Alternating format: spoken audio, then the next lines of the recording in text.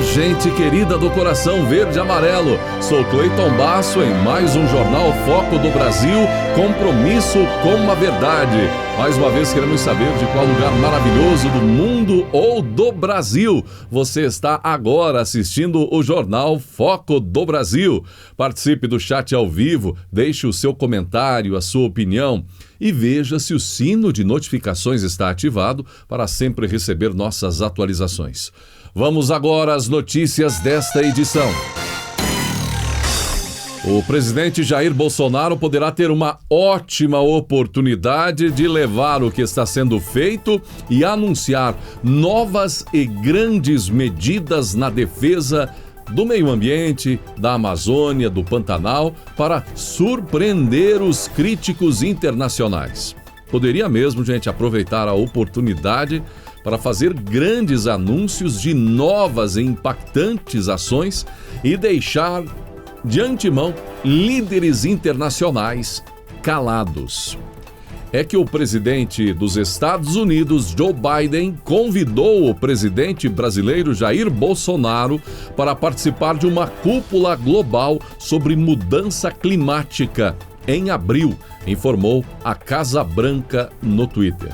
A lista inclui 40 países convidados para participar de uma cúpula do clima que será organizada virtualmente pela Casa Branca entre os dias 22 e 23 de abril.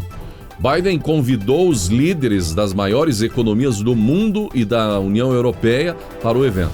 Personagens políticos, gente, quando são criticados, em determinadas áreas, têm como ação primária dizer o que foi feito. Fizemos isso, fizemos aquilo. É o típico discurso do candidato à reeleição. Falar o que fez.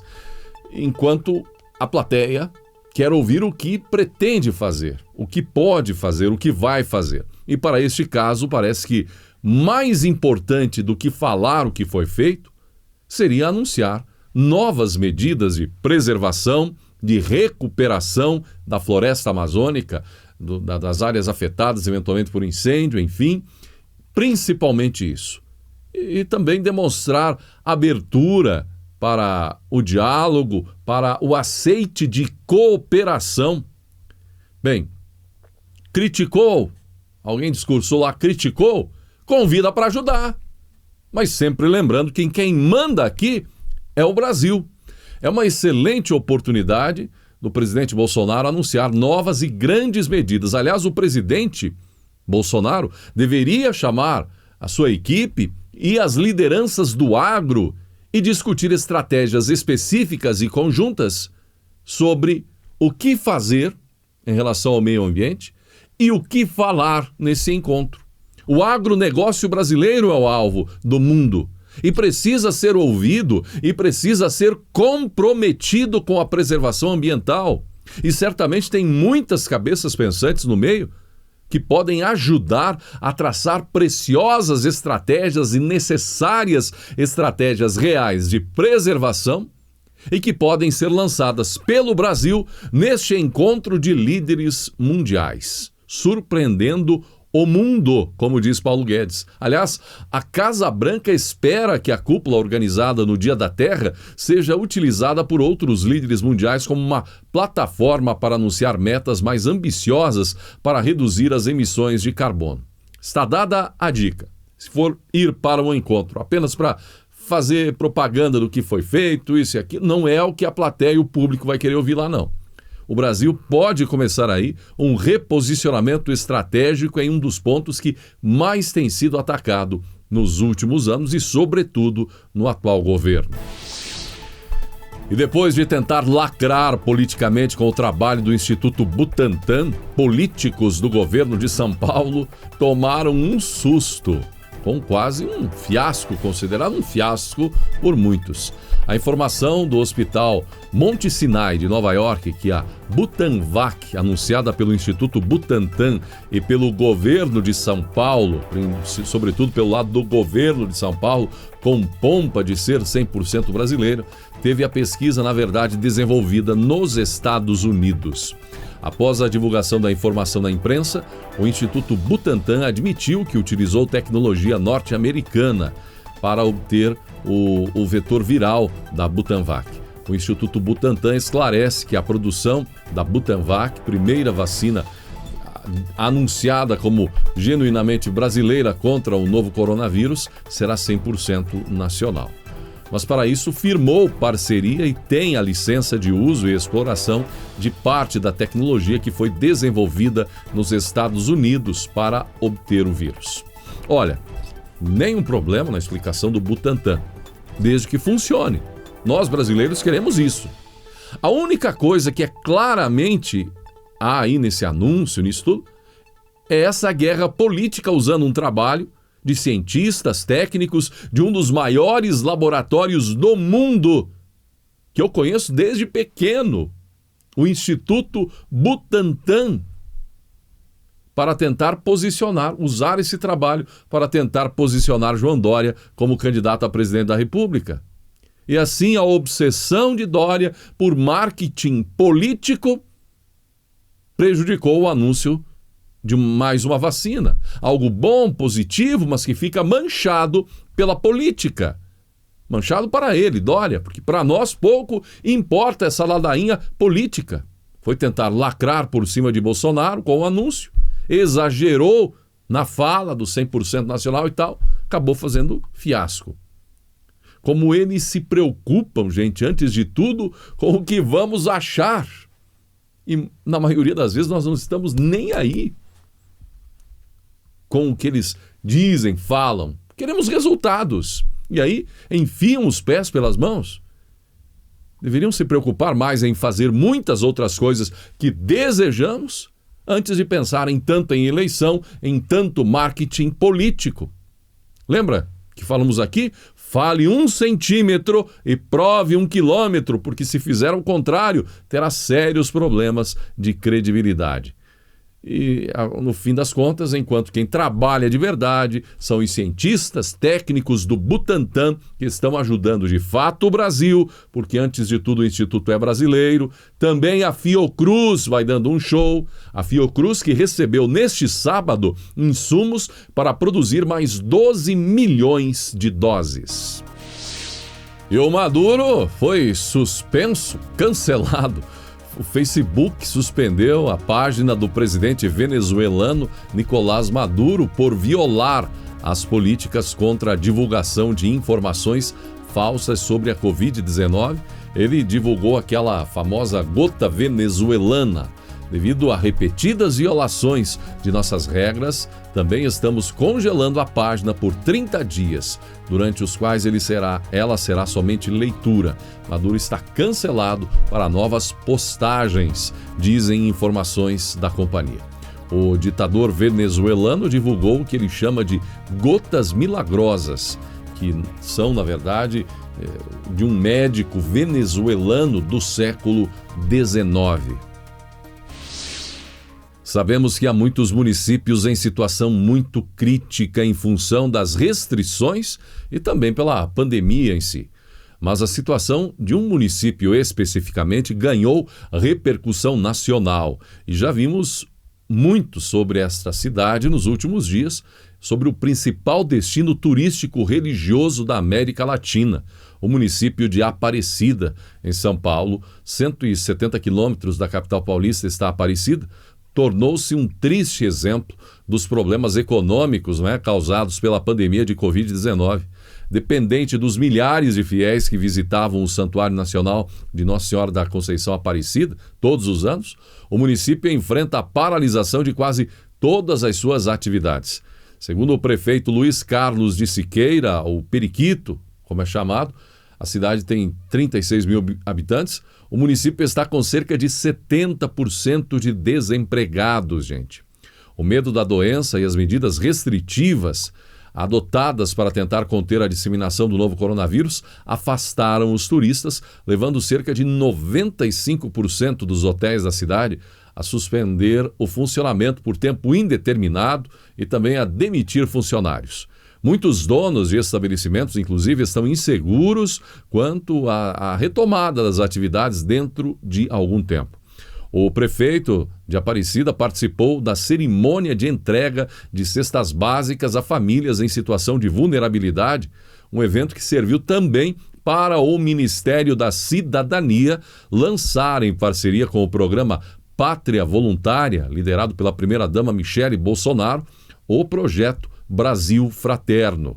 De acordo com o prefeito de Aparecida, a distribuição de alimentos doados pela população e por empresas foi a forma que a prefeitura encontrou para dar uma resposta ao problema mais urgente causado pela pandemia, a fome. A cidade está estrangulada socioeconomicamente. Nossas famílias estão sofrendo, alertou o prefeito. Ele afirmou que depois de ter as informações, vídeos divulgados na imprensa, ainda na semana anterior, toneladas de alimentos doados começaram a chegar à cidade.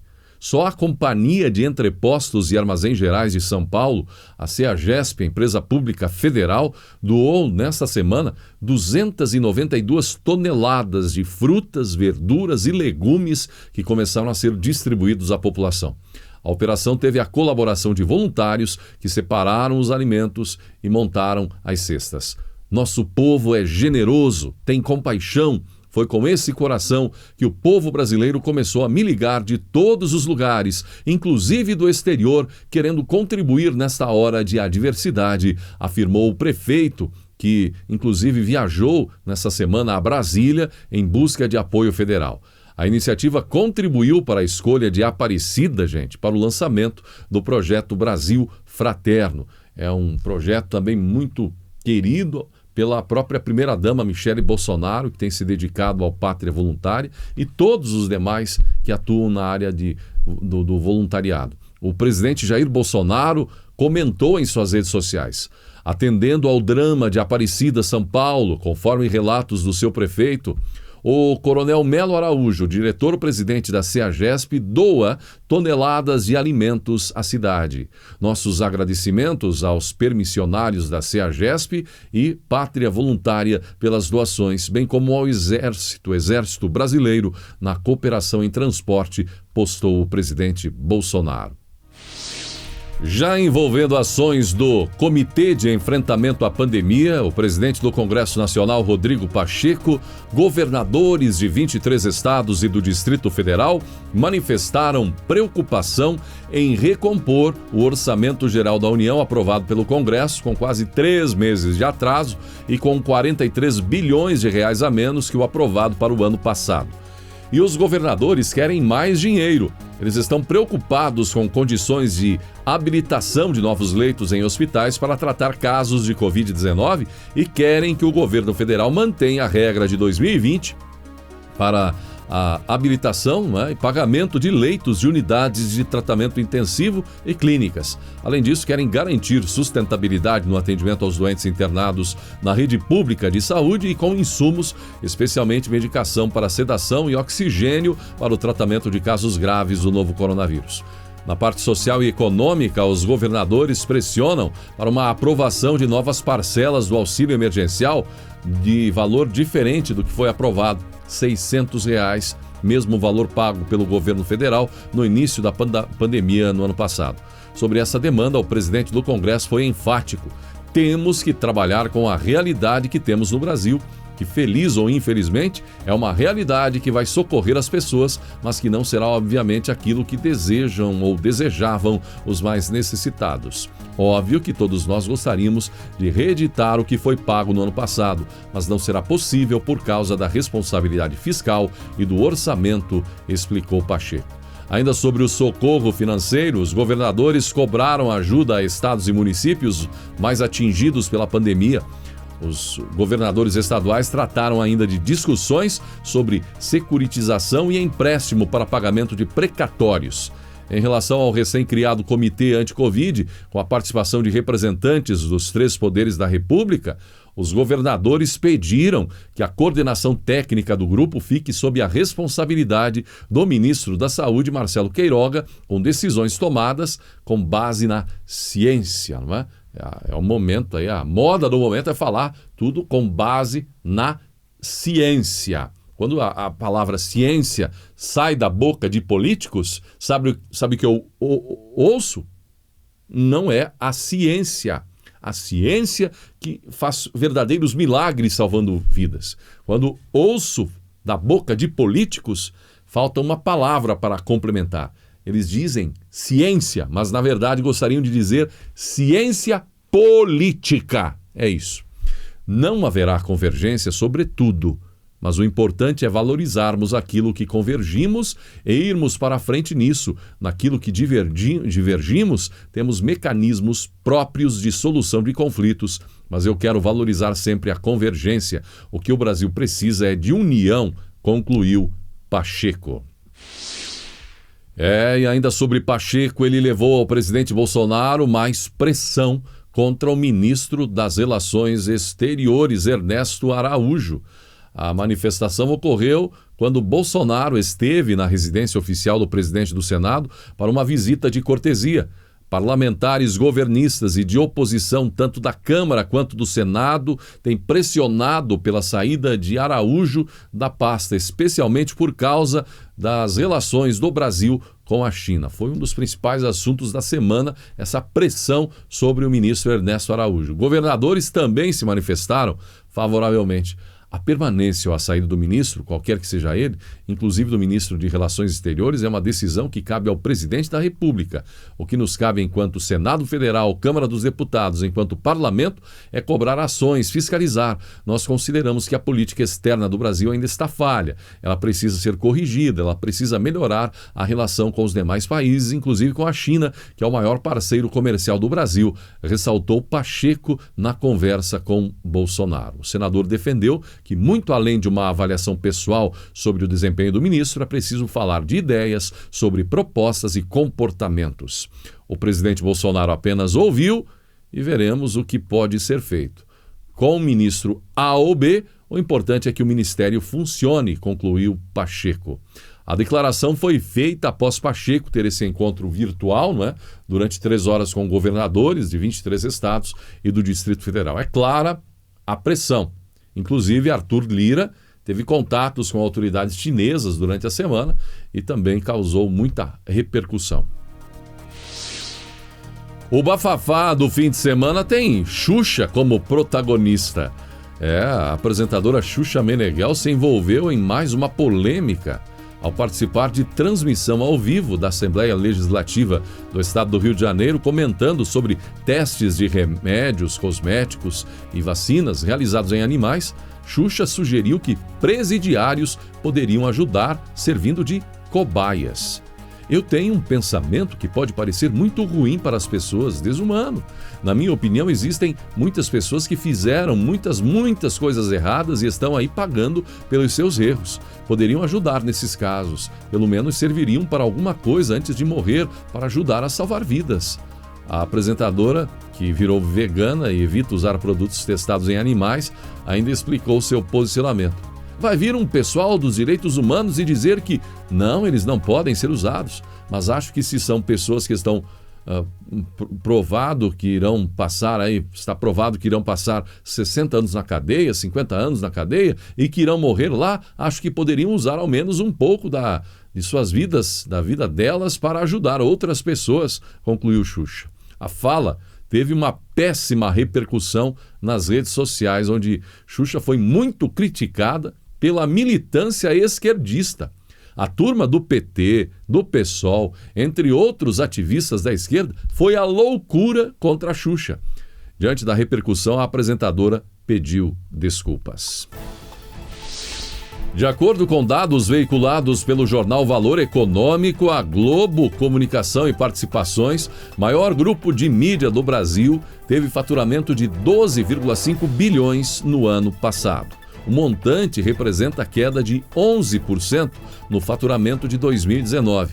O lucro líquido consolidado da companhia, que em 2019 havia sido de 752 milhões de reais, caiu 77,7%, quase 78% a queda do lucro da Globo, registrando ainda 167,8 milhões de reais. Segundo um comunicado da emissora, a redução no lucro é devido ao efeito da desvalorização do real sobre a dívida em dólar da empresa, sem efeito caixa. Conforme já noticiado pela imprensa, a crise ronda a emissora, a audiência, contratos, artistas, demissões, momento difícil que a emissora passa. A Globo que também interrompeu na pandemia a produção da maioria dos conteúdos próprios, como novelas, e sofreu revés nos direitos, como, por exemplo, Libertadores, o principal torneio de clubes da América do Sul, Fórmula 1, entre outros. 2 religiosos reconhecidos nacionalmente ganharam as manchetes nas últimas horas. O padre Fábio de Mello perdeu a mãe, vítima da Covid-19. Aos 83 anos, Dona Ana Maria Mello estava internada desde o último dia 15 em um hospital particular de Uberlândia, Minas Gerais. Em seu Instagram, por meio de uma publicação emocionante, o padre, que é um dos mais conhecidos e queridos do Brasil, Fábio de Mello, confirmou a partida da mãe Ana, que tinha então 83 anos. Minha mãe partiu hoje, logo cedo, como quem tem pressa de viver a eternidade. A mim resta a dor térrea, o ferimento que rasga o corpo e a alma. Ela me deu uma vida, a vida, num sábado de Ramos, como hoje. Nossa simbiose reuniu as regras do nascer e do morrer, escreveu Fábio de Mello na rede social, causando muitos comentários. Outro religioso, o pastor Silas Malafaia e sua esposa, receberam o resultado positivo para a Covid-19. Malafaia esteve com o presidente Jair Bolsonaro ainda no dia 15 de março, quando fizeram uma convocação geral para o povo de Deus, pedindo para a população fazer um jejum das 0 às 12 horas nesta segunda-feira, dia 29 de março, data que ele teria novo encontro com o presidente Bolsonaro, mas que agora foi suspenso. Você consegue imaginar Lula com Dória de vice? Será que poderemos ver Lula com Dória de vice em 2022? Ou quem sabe Haddad com Dória de vice? Ou então Dória com Haddad de vice? Ou até com Lula de vice? Mas por que dizer isso? É que o PT e o PSDB fizeram um pacto, totalmente desnorteados com a inabalável popularidade do presidente Jair Bolsonaro. PT e PSDB desnorteados também depois das eleições de 2018, com a derrota, não é? Pela primeira vez em mais de 30 anos, se uniram para dialogar e formar uma frente contra o presidente Jair Bolsonaro. O pacto de não agressão tem como base a condução do combate à pandemia de Covid-19 pelo governo federal. O partido tucano se manifestou pelo Twitter. O PSDB estará sempre do lado da democracia, custe o que custar.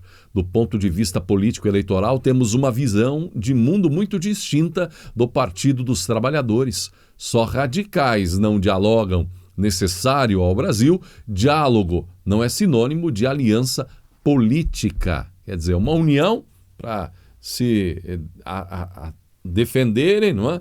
Ou melhor, uma união para atacar o presidente Jair Bolsonaro, mas de não agressão entre eles. Atacar o presidente da República em um momento delicado pode, não é? Entre eles, PT e PSDB, sem ataques por enquanto. O ex-presidente da República, Fernando Henrique Cardoso, disse em entrevista, inclusive ao Estadão, que está aberto a conversar.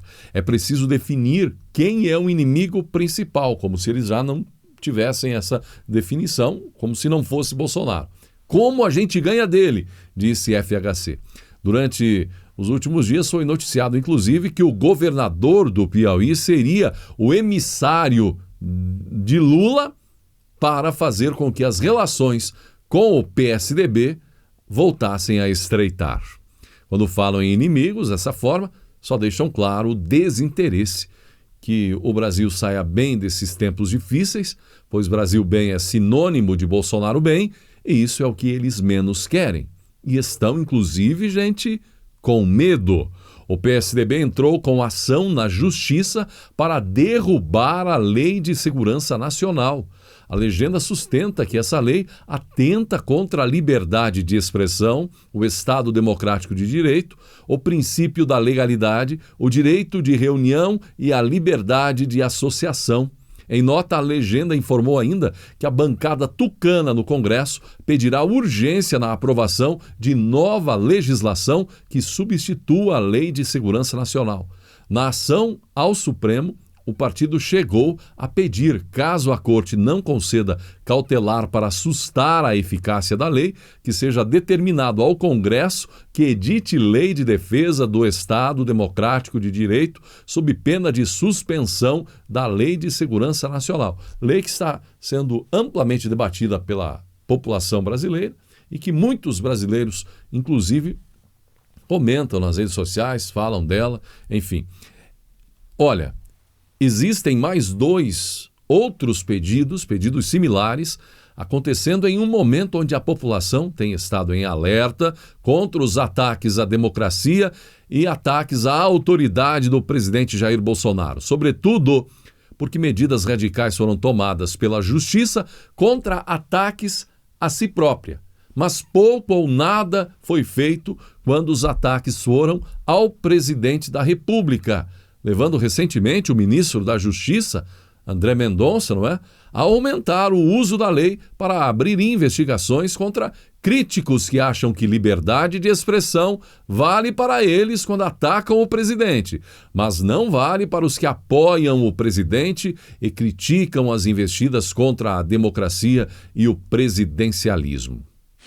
Olha, gente, é preciso olhar com otimismo esse momento. Temos um novo ministro da Saúde e, querendo ou não, a novidade, a mudança, traz fôlego para a elaboração de novas estratégias que são necessárias exatamente para este momento da pandemia. As mutações, enfim, um momento de transição entre uma população vacinada e a outra parte não vacinada.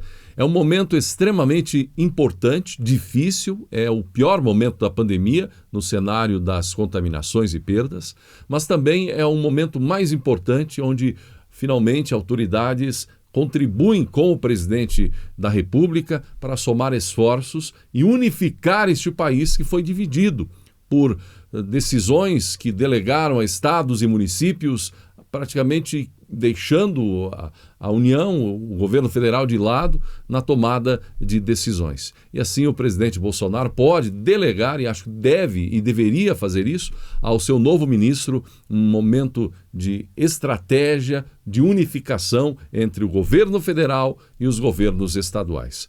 Mas veja você, nem todo mundo pensa assim. A reação de alguns foi inusitada. O governador de São Paulo, por exemplo, João Dória, criticou a criação de um Comitê Nacional de Enfrentamento ao Novo Coronavírus. De acordo com Dória, o governo do estado de São Paulo não foi convidado para o movimento que exclui governadores que estão trabalhando para proteger a vida de brasileiros. O governador classificou o colegiado como não confiável. Dória ainda reclamou por não ter sido convidado para a criação do comitê. Este comitê, primeiro, não nos representa, nós não fomos convidados e aquilo que representa a saúde, a necessidade de proteção da vida dos brasileiros de São Paulo, deve ser tratado com o governador do estado de São Paulo e não com o representante do governador do estado de São Paulo, disse Dória, sobre o governador de Minas Gerais, Romeu Zema, mais próximo a Bolsonaro e que representou os estados do Sudeste na reunião. Reação meio ao modo Zé Dirceu, gente. É a torcida pelo quanto pior, melhor. Tem gente que simplesmente não está interessada em solução. Quer o protagonismo de uma forma ou de outra porque pensa com uma mente política. Zé Dirceu, por exemplo, publicou um artigo pedindo que a corte interdite Bolsonaro. A estratégia do petista é usar o surto de Covid-19 de modo a continuar desgastando o governo. Zé Dirceu propõe juntar a esquerda e siglas de centro com a finalidade de criar um grande movimento de oposição com nome e identidade. E pasmem, isso já tem agora o apoio de FHC. Fora da cadeia desde 2019, graças à gentileza de um habeas corpus concedido pela corte, Dirceu tem 2 condenações na Operação Lava Jato. No primeiro processo, ele foi condenado por corrupção ativa, lavagem de dinheiro e organização criminosa em maio de 2016. A segunda se trata de um processo que investigou recebimento de propina em um contrato com uma empresa para o fornecimento de tubos para a Petrobras entre 2009 e 2012. Diga-se de passagem, condenações que sabe-se lá o que, ninguém sabe o que vão virar, né? Ou se já viraram, graças à condenação que a justiça deu à própria justiça. Foi percebido um tom mais suave no pronunciamento do presidente Jair Bolsonaro sobre as ações do governo federal para combater a pandemia, frisando a importância da vacinação. Pelo menos foi o que disse parte da imprensa.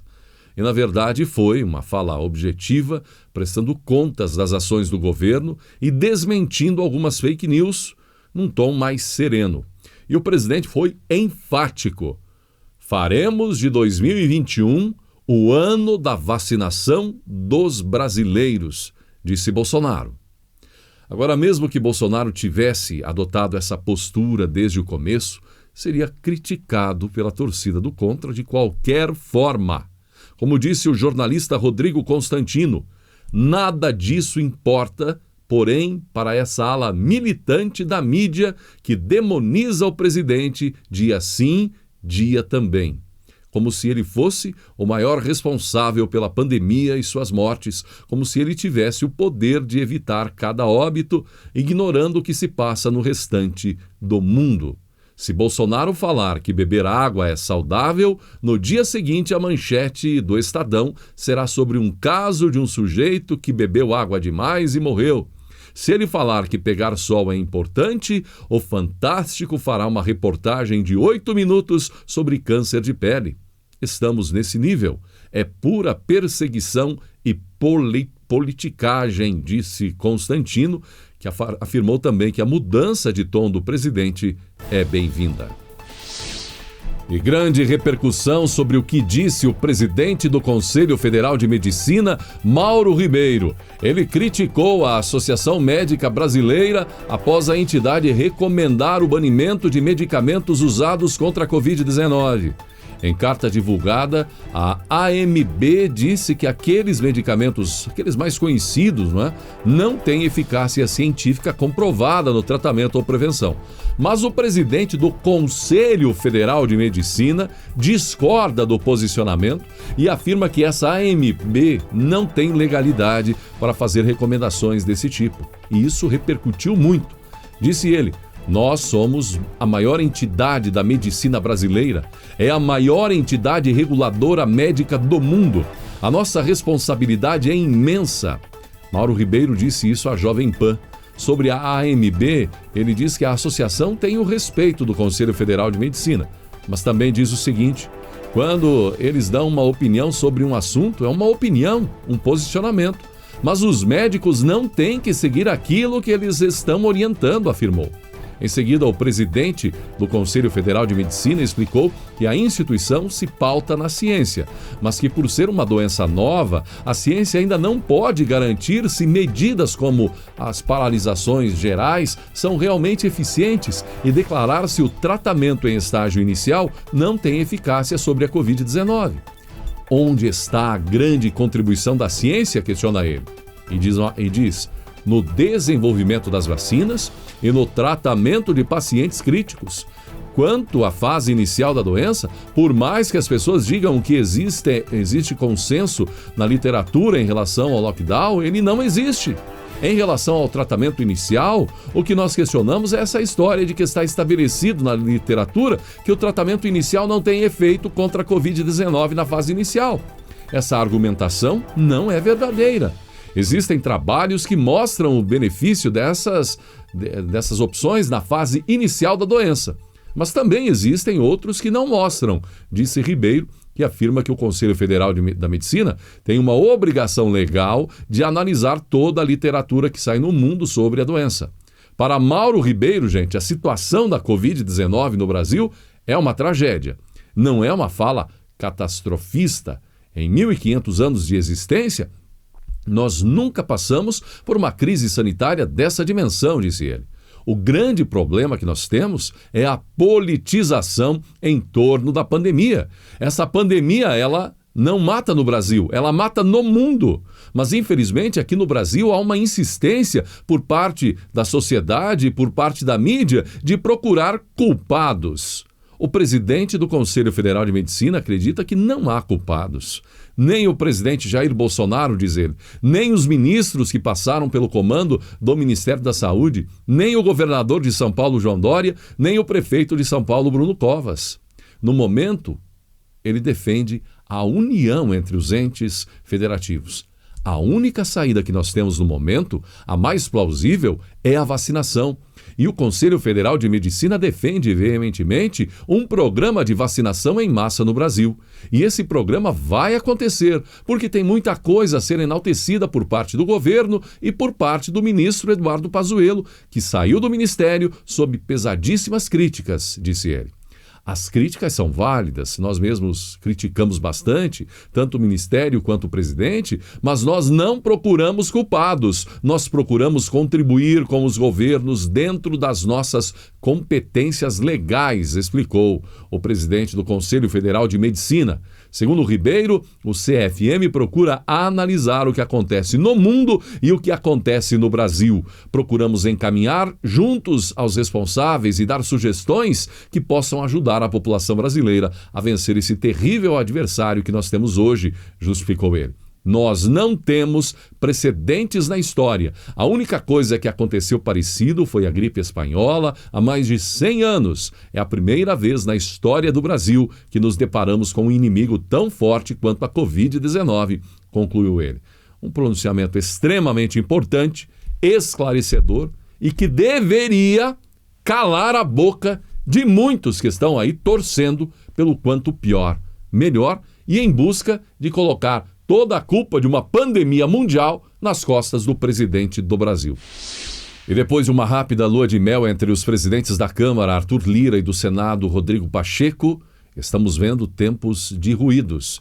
Essa lua de mel entre eles com o governo federal, com o presidente Jair Bolsonaro. Estamos vendo agora tempos de ruídos, né? Resmungos, trovoadas, rumores.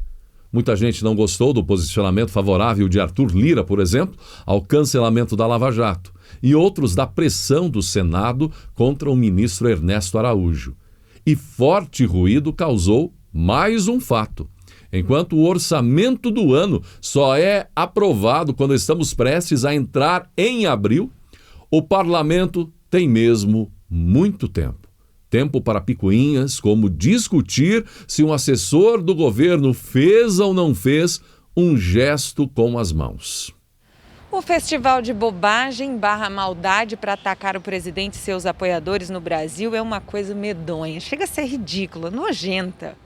Depois de acusarem em 2020 apoiadores que oravam por Bolsonaro de fazerem um gesto referente à ideologia alemã, que a gente sequer pode falar o nome, a bola da vez é Felipe Martins, o assessor especial para assuntos internacionais da presidência.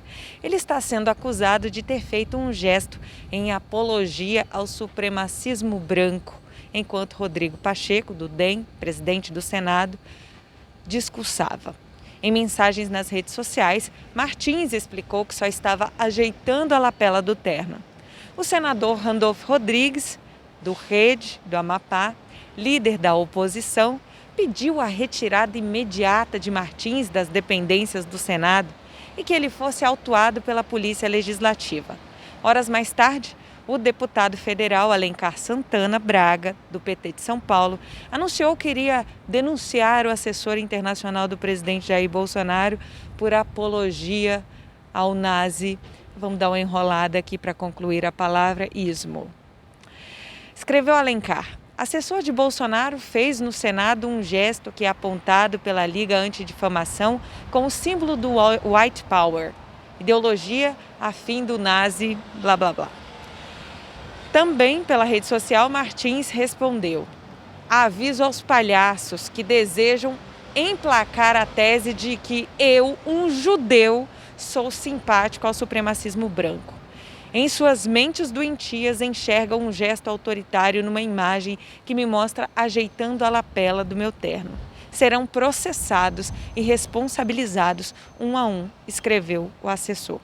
O presidente do Senado, Rodrigo Pacheco, determinou a abertura de uma investigação interna contra Martins.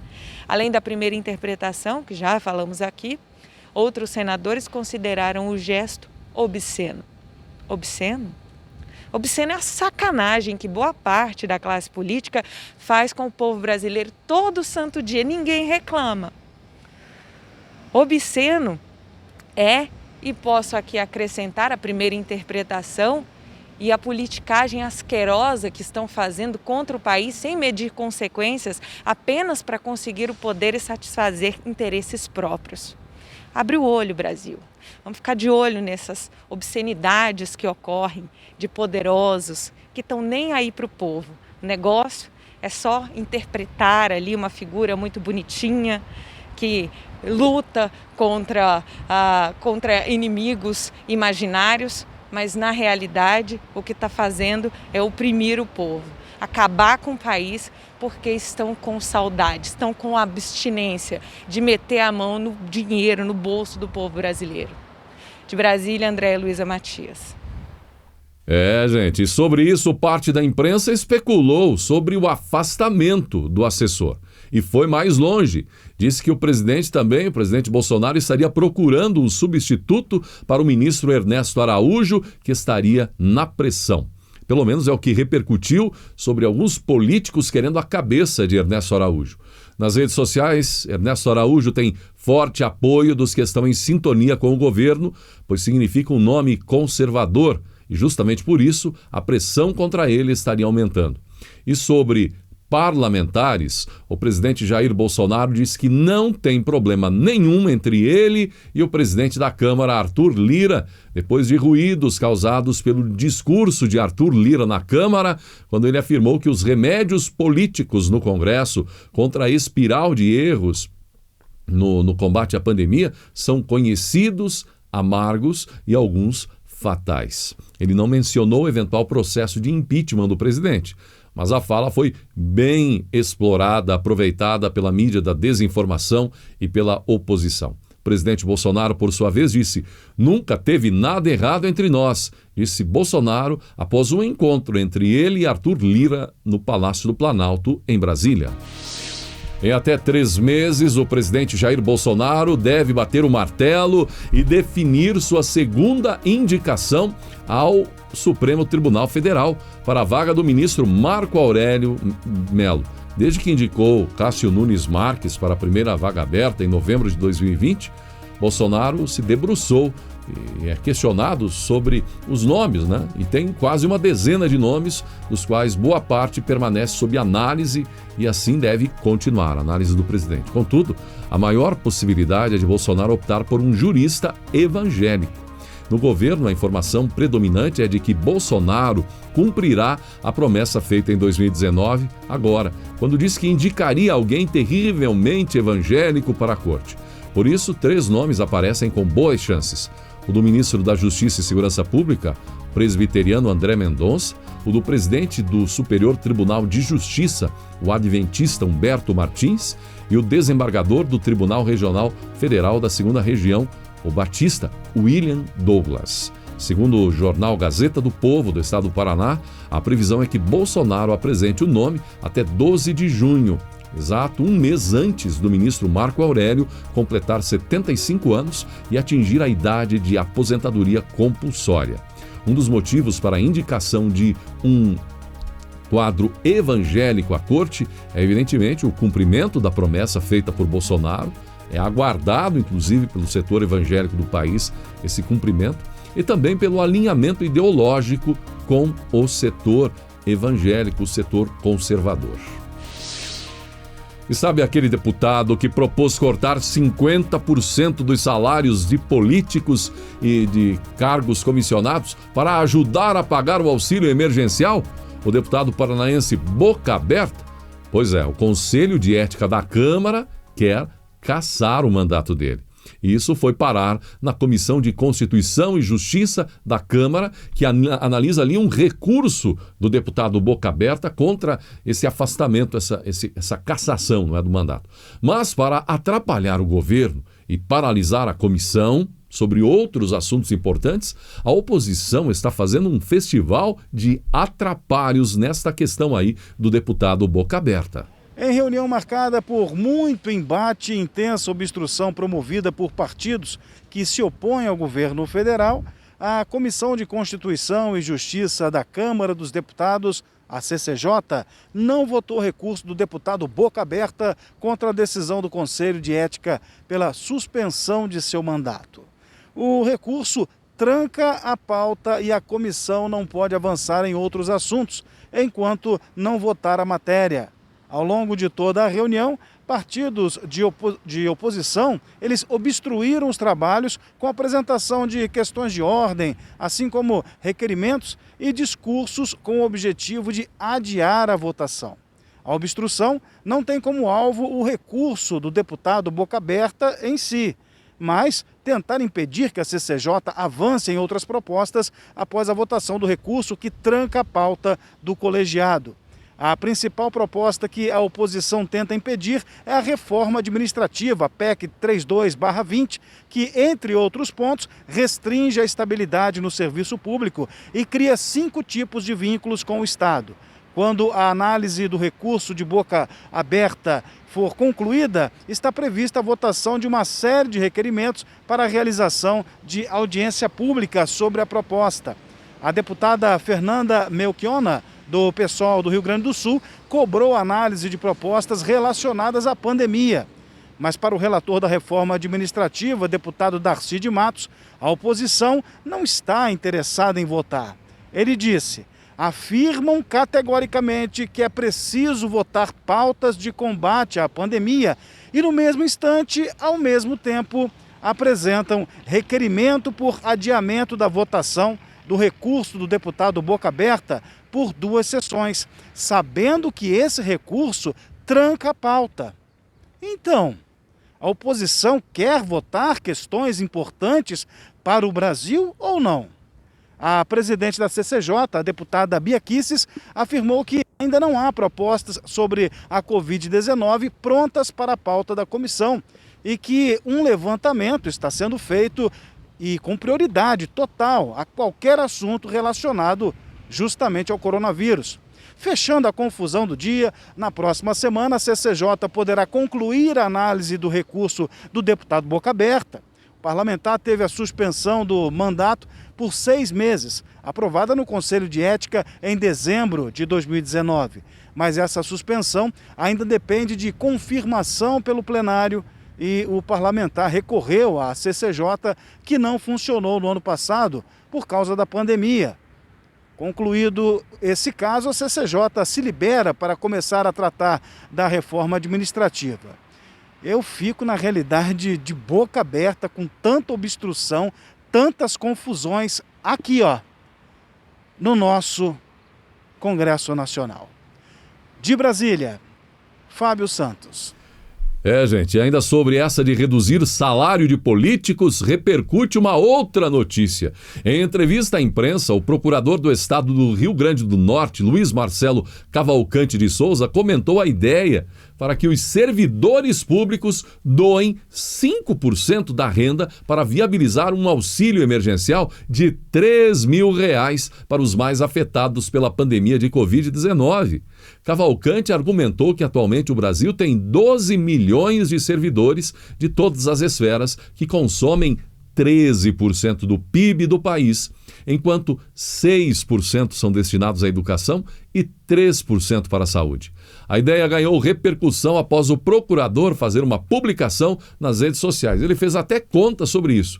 É uma proposta de justiça social, de partilha social, para que juntos pensemos em um grande movimento nesse sentido. É uma coisa bem embrionária ainda, mas para minha grata surpresa já recebi contato de pessoas ligadas à Assembleia e ao governo para amadurecer isso, disse o procurador. O procurador explicou que em 2019 o gasto com o servidor público chegou a quase R$1 trilhão, 930 bilhões, e 5% desse valor chega a 46 bilhões, enquanto cerca de 46 milhões de pessoas irão receber o novo auxílio emergencial do governo federal, que irá variar de 175 a 150 a 375 reais.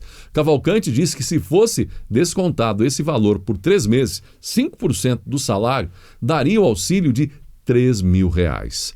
Se a gente fizesse essa conta, daria aí pegando 5% do que é pago ao funcionalismo, destinando aos 46 milhões de brasileiros, daria um auxílio de R$3.000, contabilizou ele. Ele destacou que ficariam os servidores que ganham menos de um salário mínimo. Tem muito servidor que pode dar mais de 5%.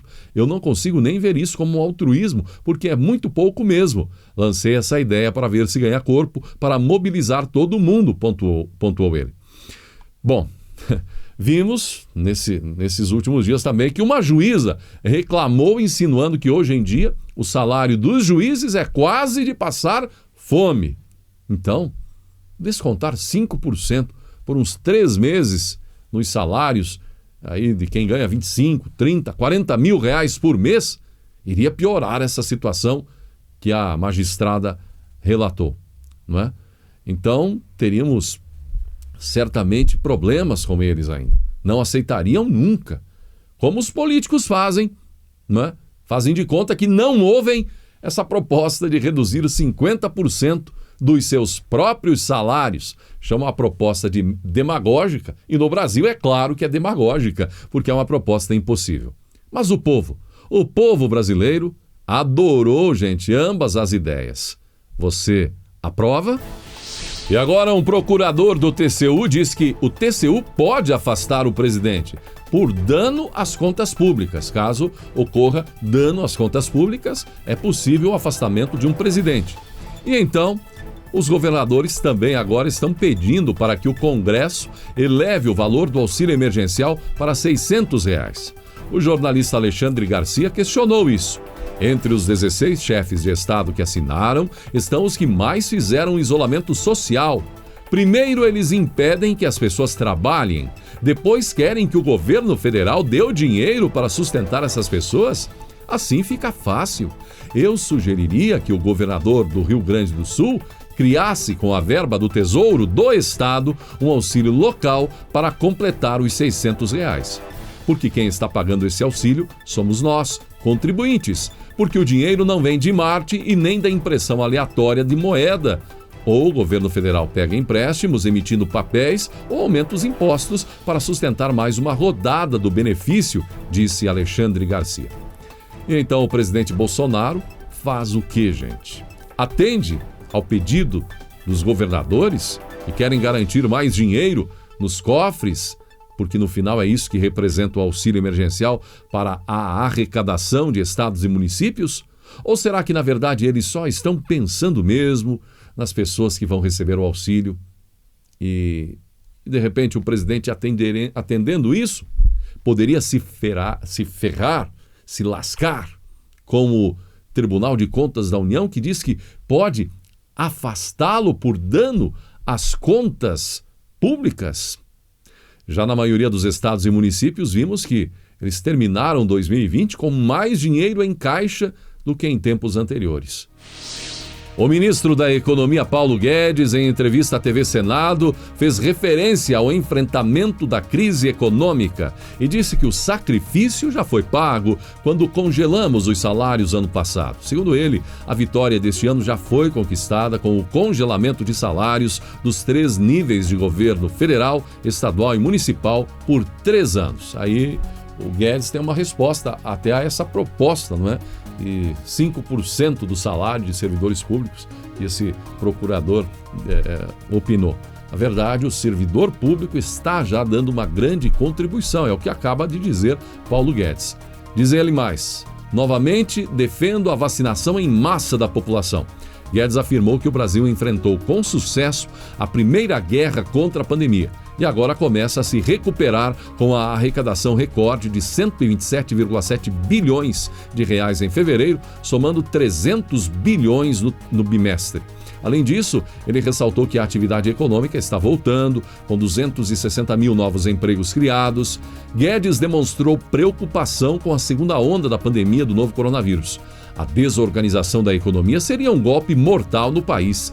Temos um duplo compromisso. São crises gêmeas, a econômica e a da pandemia, disse o ministro. Em dezembro, mesmo sem o auxílio emergencial, a economia se comportou bem. Em janeiro e fevereiro seguiu. Quando a doença subiu, nós tivemos que voltar à economia de guerra, completou Guedes.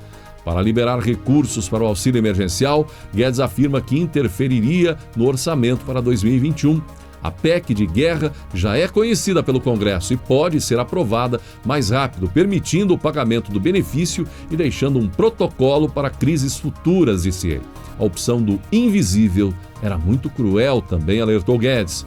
Morre de Covid ou morre de fome, disse ele, ao defender a criação e manutenção do benefício. Sobre a aprovação do orçamento para o ano de 2021, Guedes afirmou que então podemos disparar imediatamente a antecipação dos benefícios, o 13º, para 25 de março de 2021, para aposentados e pensionistas. São mais 50 bilhões injetados de dezembro na economia para agora, afirmou Guedes.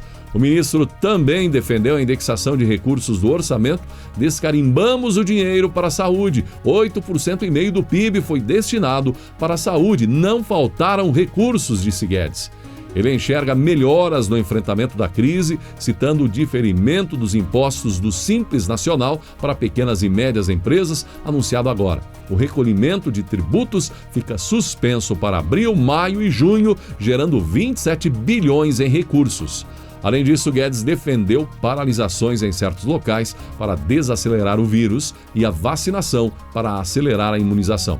Se vacinarmos 1 milhão de pessoas por dia, vacinaremos todos os idosos em pouco mais de um mês. Em 40 dias teremos um novo cenário, afirmou Guedes, defendendo a ajuda da iniciativa privada para ajudar a comprar vacinas, permitindo a contribuição de empresários e, em contrapartida, estes receberiam isenções. Como medida de contenção da inflação, citou a independência do Banco Central, aprovada depois de 40 anos. Paulo Guedes segue otimista, gente, e acredita que nesse cenário sombrio, a linha que nos separa de tempos melhores é tênue, ou seja, com pouco mais de esforço, unificado, podemos mudar a realidade, gente.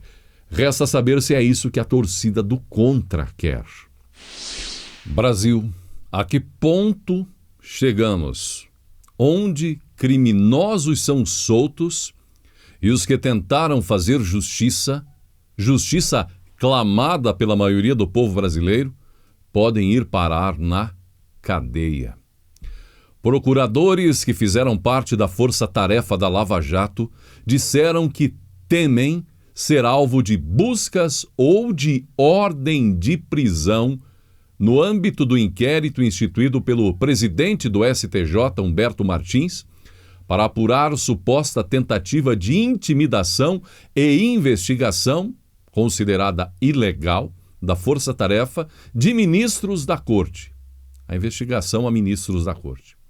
Por essa razão, os ex-membros da Operação Lava Jato devem recorrer à própria Corte para tentar trancar a investigação, onde estão 2 habeas corpus que pedem a suspensão do procedimento instaurado. Para justificar a investigação, a justiça que investiga a justiça usou as mensagens obtidas roubadas pelos hackers presos na Operação Spoofing e divulgadas pela defesa de Lula após liberação da própria justiça. Autofagia, gente. O inquérito contra procuradores cita nominalmente 6 investigadores como alvos iniciais. 4 deles integraram a Lava Jato de Curitiba: Deltan Dallagnol, Diogo Castor de Matos, Januário Paludo e Orlando Martello Júnior. Tudo porque ousaram descobrir suspeitas de eventuais podres de poderosos. E se os procuradores estão na mira, dizem que a batata do ex-juiz Sérgio Moro já começou a assar. Ele não sabia com quem estava se metendo. Falar o quê? Dizer o quê? Manifestar indignação? Comentar o quê? Quem pode falar alguma coisa? Se até procuradores que tinham o ideal do combate à corrupção agora podem ir parar na cadeia. E os corruptos ainda poderão ser indenizados com o dinheiro seu, meu, dinheiro público do povo brasileiro. O mesmo que já pegaram de monte há poucos anos. Quantos brasileiros têm vontade de chorar? Chorar. Porque chegamos a um ponto onde parece que, se quisermos uma pátria justa, infelizmente, a sensação é que aqui não a encontraremos. Com essas decisões que estamos vendo neste país, a esperança está em lágrimas. Quantos bilhões roubados, quantos bilhões em estádios abandonados, quantos bilhões de dinheiro desviado, pagando caríssimos advogados para conseguirem esse objetivo alcançado agora. Quantas mil mortes de Covid-19 teriam sido evitadas no Brasil se o festival de corrupção não tivesse sido a triste realidade de um passado recente deste país, que estão tentando agora apagar, passar a borracha. Hoje, querem derrubar um presidente porque ele tem coragem para falar verdades que incomodam muita gente. Se não consegue fazer tudo, se tem também defeitos, se não consegue fazer tudo o que deveria ser feito, inclusive no combate à corrupção, é uma pena, mas ele é apenas um homem. Mas se a fé de boa parte do povo brasileiro estiver certa, força é que não faltará ao povo e também ao próprio presidente, para surpreender aqueles que estão cegados de ódio contra qualquer um que ousou querer lutar por um país sem corrupção. Em Deus ainda temos esperança, e a justiça dele pode até tardar, mas é justa, correta e não falha. O juiz Rolando Valcírio Spanholo, da 21ª Vara Federal de Brasília, autorizou 3 entidades a importar vacinas contra a Covid-19. A decisão não é definitiva e ainda cabe recurso. A liminar foi motivada por ações protocoladas pelo Sindicato dos Delegados de Polícia do Estado de São Paulo, a Associação Brasiliense das Agências de Turismo Receptivo e o Sindicato dos Servidores da Assembleia Legislativa do Estado de Minas Gerais. Ao deferir a liminar pleiteada pelas entidades, o magistrado considerou inconstitucional o artigo 2º da Lei 14.125/2021. Pelo dispositivo, pessoas jurídicas de direito privado podem comprar vacinas que tenham obtido liberação emergencial pela Agência Nacional de Vigilância Sanitária, mas obriga a doação de parte dos imunizantes para o Sistema Único de Saúde.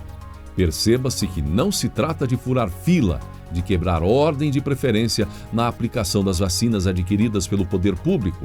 Aqui estamos falando de permitir que a força, a competência, a agilidade e o poder de disputa da nossa sociedade civil chegue antes e garanta o máximo possível de doses adicionais da vacina contra a Covid-19 para assegurar a saúde e a vida de mais brasileiros, argumentou o juiz espanhol.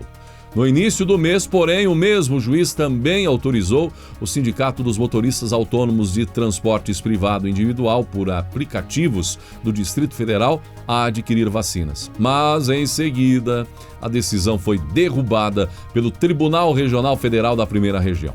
Pelo amor de Deus! Tem os empresários, o Wizard e o Davan, o Luciano Hang, implorando para que possam comprar vacinas para imunizar seus colaboradores. Essa determinação do juiz, Dr. Rolando, está corretíssima, precisa ser mantida e estendida a todo o país.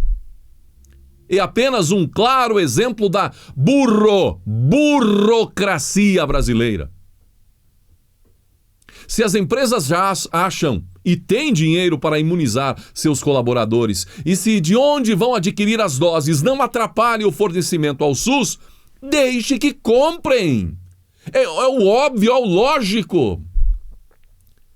Parece mais uma história de mimimi, de isso e daquilo, e não sei o quê. Deixem que imunizem, proibir isso é ilógico. Comprar para doar ao SUS, que empresário fará isso? Precisa muita boa vontade. É como pagar mais imposto, embora tenhamos alguns empresários que estão prometendo fazer isso. Mas se for para beneficiar seu negócio e manter a saúde de suas equipes, quantas e quantas empresas terão boa vontade e farão isso e ajudarão o Brasil? Deixem o que é lógico acontecer neste país. E mais uma decisão importante de um juiz. Infelizmente, a pandemia deixou claro que o bom senso virou exceção, e eis um desses casos. O juiz Edmilson Rosa dos Santos, da Terceira Vara Criminal de Guarujá, rejeitou denúncia contra um cidadão por infração de medida sanitária. De acordo com o Ministério Público, José Márcio de Moraes caminhava pela praia, pela areia da praia, e se recusou a sair de lá voluntariamente após ser ordenado por agentes da Guarda Municipal. Agindo assim, o réu estaria praticando crimes de desobediência, desacato, resistência e epidemia. Essa foi a alegação do Ministério Público. Para o juiz, no entanto, não é razoável reputar como crime o fato de um cidadão desarmado caminhar pacificamente pela praia. O juiz também escreveu que o ser humano precisa arejar sua cabeça e algumas das formas é andar na faixa arenosa, na faixa da água, mergulhar, contemplar o horizonte e sentir a brisa do mar. O poder público que isto impedir comete absurdo excesso de restrição ao direito de ir e vir, completou Edmilson Rosa dos Santos no resumo da sentença. O juiz da Terceira Vara Criminal Federal de Guarujá afirmou ainda que o direito penal não é panaceia, não pode servir de remédio geral para a crise social ou sanitária, notadamente quando em detrimento dos cidadãos mais humildes e desassistidos. Como se vê, o bom senso desse juiz é exceção.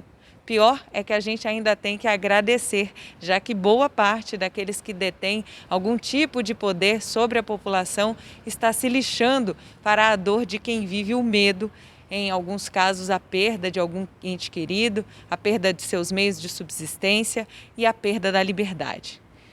Que o bom senso desse juiz seja enxergado e seguido por outros. De Brasília, Andréa Luiza Matias. O Programa Nacional de Imunizações do Ministério da Saúde bateu nesta quinta-feira, dia 25, um novo recorde na aplicação de vacinas em todo o país, de acordo com o balanço fechado perto da meia-noite, hora de Brasília. Foram aplicadas 808.287 doses, número próximo, quase próximo à meta, não é? De 1 milhão de doses diárias estabelecida pelo novo ministro da Saúde, Marcelo Queiroga. No dia foram aplicadas 693.659 primeiras doses e mais 114.628 segundas doses. 114.628 segundas doses, perfazendo o total de 808.287. Até a data de 25 de março, são 14.130.032 os brasileiros que receberam ao menos a primeira dose, gente. 2 milhões maior que o número de infectados, hein? É um detalhe importante. 2 milhões mais do que os infectados até aqui pelo coronavírus no Brasil. Somam 4.565.036 os brasileiros que tiveram a segunda dose da vacina já. Até agora, o Ministério da Saúde disponibilizou aos estados um total de 30.163.386 as doses, das quais 24.199.946 foram distribuídas aos municípios. Todas as doses administradas em primeira e segunda doses chegam a 18.695.068. Enquanto a pandemia exige decisões de grande relevância, não é? Dedicação, muita coisa para discutir, coisas importantes, gente. O Senado brasileiro tem tempo para uma moção de repúdio contra o assessor internacional Felipe Martins por aquele gesto que na verdade é um gesto, não é?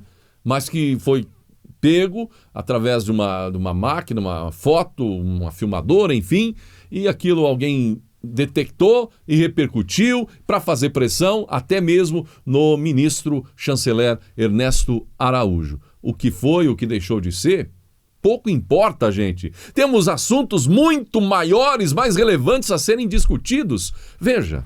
O Senado Federal deverá votar na próxima terça-feira a moção de repúdio e censura apresentada pelo senador Fabiano Contarato ao assessor internacional da presidência, Felipe Martins. Na última quarta-feira, Martins fez um sinal com as mãos considerado ofensivo pelos senadores, isso durante sessão temática remota que debatia as dificuldades enfrentadas pelo Brasil para a aquisição de vacinas contra a Covid-19. A alegação é de que o gesto do assessor reproduz um dos símbolos de ódio utilizados por grupos de extrema-direita e supremacistas brancos dos Estados Unidos. O requerimento de Contarato foi lido, mas não foi votado devido à realização de sessão do Congresso que debatia a aprovação do orçamento para 2021. Como a iniciativa é de autoria do Senado, o requerimento precisa ser votado em sessão ordinária da Casa.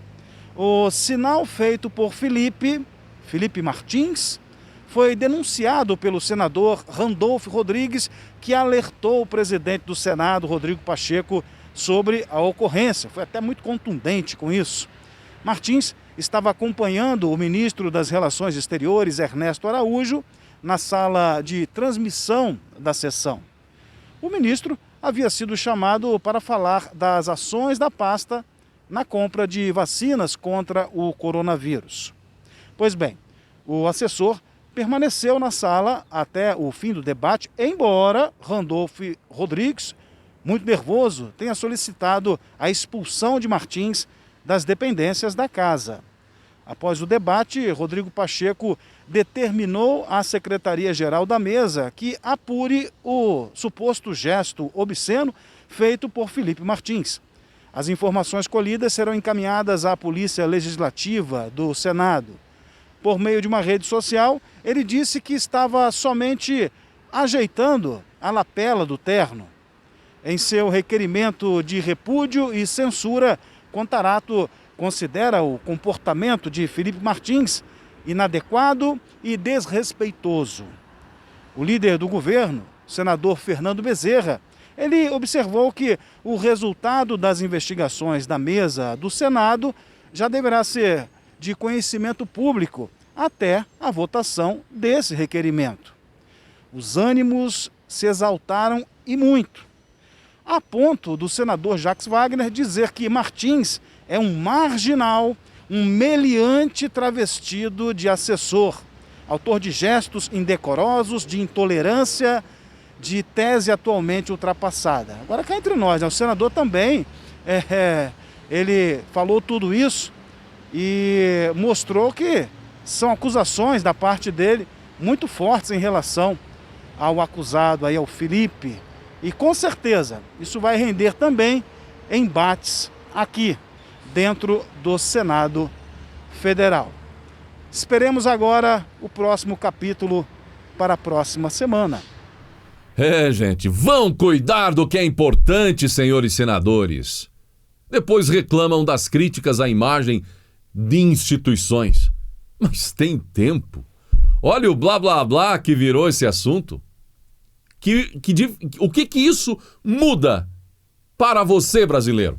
Discutir, perder tempo, moção, isso e aquilo. Muda o que na vida do brasileiro?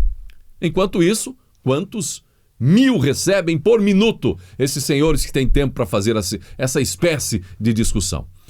E o orçamento de 2021, sem falar nisso ainda, o orçamento de 2021 sendo aprovado depois de passados 3 meses do ano. Numa aldeia vietnamita, um orfanato dirigido por um grupo de missionários foi atingido por um bombardeio. Os missionários e 2 crianças tiveram morte imediata e as restantes ficaram gravemente feridas. Entre elas, uma menina de 8 anos, considerada em pior estado. Era necessário chamar ajuda por rádio e, ao fim de algum tempo, um médico e uma enfermeira da Marinha dos Estados Unidos chegaram ao local.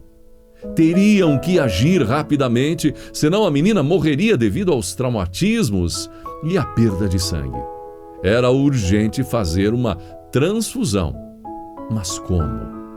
Após alguns testes rápidos, puderam perceber que ninguém ali possuía o sangue precioso. Reuniram as crianças e, entre gesticulações arranhadas no idioma, tentavam explicar o que estava acontecendo e que precisariam de um voluntário para doar o sangue. Depois de um silêncio sepulcral, viu-se um braço magrinho levantar-se timidamente. Era um menino chamado Hank. Ele foi preparado às pressas ao lado da menina agonizante e então espetaram-lhe uma agulha na veia. E ele mantinha quietinho e com o olhar fixo no teto. Passado algum tempo, momento, ele deixou escapar um soluço e tapou o rosto com a mão que estava livre. O médico lhe perguntou se estava doendo e ele negou, mas não demorou muito a soluçar de novo, contendo as lágrimas. O médico ficou preocupado e voltou a lhe perguntar e novamente ele negou. Os soluços ocasionais deram lugar a um choro silencioso, sem parar. Era evidente que alguma coisa estava errada ali. Foi então que apareceu uma enfermeira que falava a língua do menino, uma enfermeira vietnamita vinda de outra aldeia. O médico pediu então que ela procurasse saber o que estava acontecendo com Heng. Com a voz meiga e doce, a enfermeira foi conversando com ele e explicando algumas coisas. E o rostinho do menino foi se aliviando. Minutos depois, ele estava novamente tranquilo. A enfermeira então explicou aos americanos: "Sabe, ele pensou que ia morrer, não tinha entendido direito o que vocês disseram e estava achando que ia ter que dar todo o seu sangue para a menina não morrer." O médico se aproximou dele e, com a ajuda da enfermeira, perguntou: "Mas se era assim, por que então você se ofereceu a doar seu sangue? Todo o seu sangue, como você entendeu?" E o menino respondeu simplesmente: "Ela é minha amiga." Em tempos onde se fala tanto em sem comprovação científica, se fala tanto em ciência, certamente não a ciência verdadeira, mas falam tanto na ciência política, jamais podemos esquecer que alguns dos maiores milagres do mundo, a ciência nunca irá explicar, sobretudo o milagre do amor. Pense nisso. Chegamos ao final desta edição do Jornal Foco do Brasil. Um ótimo domingo e até segunda. Gratidão pela sua atenção e que Deus abençoe a você e a sua família.